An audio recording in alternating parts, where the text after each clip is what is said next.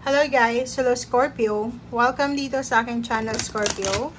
Alamin natin kung anong messages, vibration, gabay energy para sa iyong lahat. The general reading, so pwede kang makaresonate. Gamitin mo ang iyong intuition sa panonood. Okay, weekly tarot tayo. Last week to ng May 2024. And first 2 days ng June 2024. Scorpio. Okay, Diana. Scorpio, first card natin dito is Liberation. Diba? Kung makikita mo dito yung dove, nasa gitna siya ng dalawang tree. Ang tree symbolizes stability and security. Okay? And then sa dove may illumination. So, sinasabi ng baraha sa'yo na posibleng maraming balita, maraming good news, positive outcome ang darating sa'yo sa linggong ito. Last week siya ng May 2024. Okay? So, if you're expecting messages, email, chat, call, or kahit anong klaseng impormasyon, resulta, outcome, posibleng matanggap mo siya sa linggong ito. Okay? Matatanggap mo siya or may matatanggap kang mensahe. Moonbeam. So, yun. Dito din. So, etong elimination card na to is parang nagsasabi din sa'yo na ano man itong decision making na or ano man ang sitwasyon mo sa ngayon, nasa tamang direction ka. Parang nasa 33 cards ka ngayon. You are on the right path. You are on the right direction. Right journey, right place, right business, right relationship. Nasa right time ka. Okay? So, sinasabi ng baraha sa'yo dito na if may biyaya na dumating sa'yo sa linggong ito na parang hesitant ka, nag-hesitate ka natatakot ka, or parang nag-worry ka sa decision mo kasi ayaw mo mag-fail or ayaw mo nang bumalik sa dati. Sinasabi ng baraha, huwag kang mag-alala kasi nasa tamang lugar ka, nasa tamang decision, nasa tamang journey, nasa tamang pathway. Okay?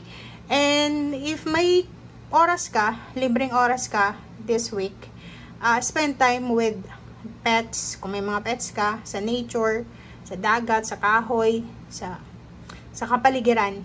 Okay? Spend time with nature. Okay? So, kailangan mo to sa ngayon.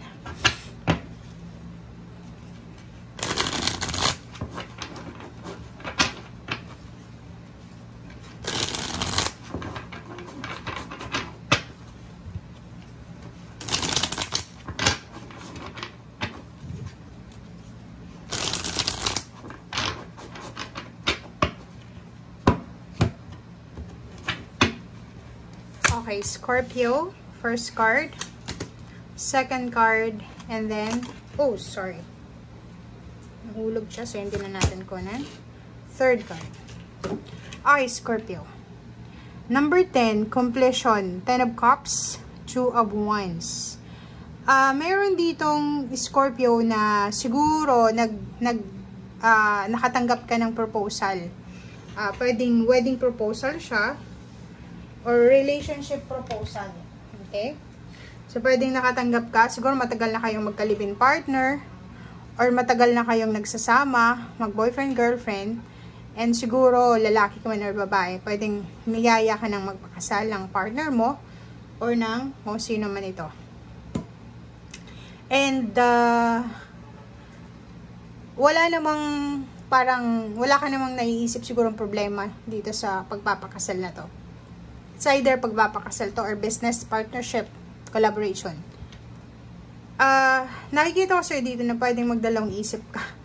Diba? Parang mag-iisip ka Pag-iisipan mo mabuti, Scorpio, kung tama ba tong decision ko? Papayag ba akong magpakasal? Or kailangan ko munang mag-isip? Parang ganon. So, ang gagawin mo is nandito ka sa Knave of Pentacles. Siguro mag-overthink ka, iisipin mo yung kasal, hindi lang naman yan kasal, kailangan mo ng pera, panggastos. Okay? So, nakikita ko sir dito, if ever man na pumayag ka, magpakasal, or makipag-business partner, siguro ang una mong gagawin sa ngayon is hanapin muna yung source ng money or ng stability, ng income, bago ka makipag-commit. Okay? So, comment down below if you resonated sa 3 cards na yan.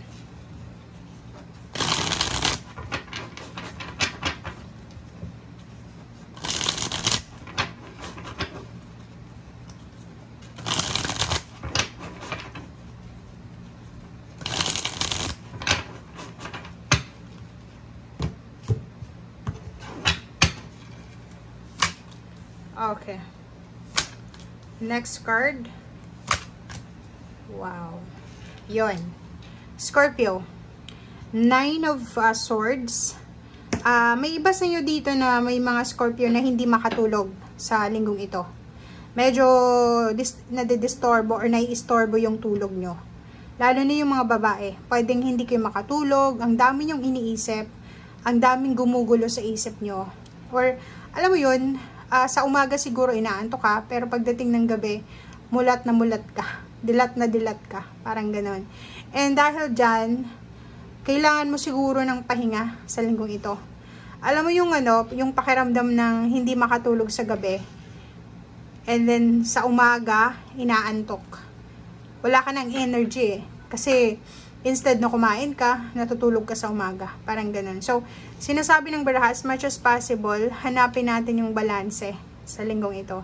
As much as possible, mag-relax ka, spend time sa nature, maligo ka siguro kung nasa Pilipinas or nasa Asian countries ka, mainit. Make sure na mag-relax ka, maligo ka ng ilang beses sa isang araw.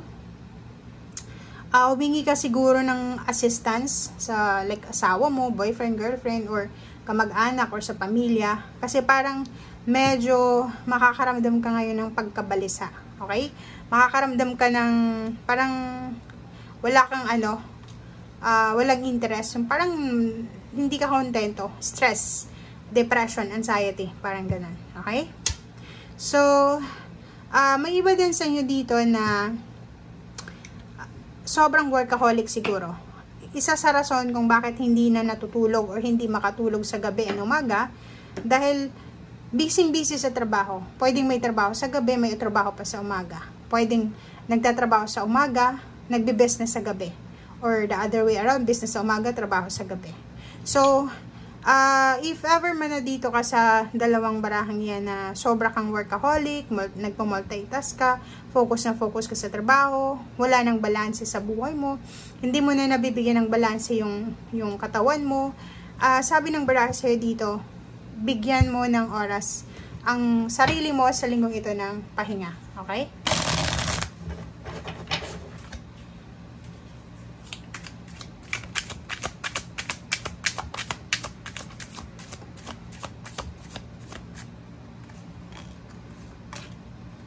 Okay, last 3 cards tayo.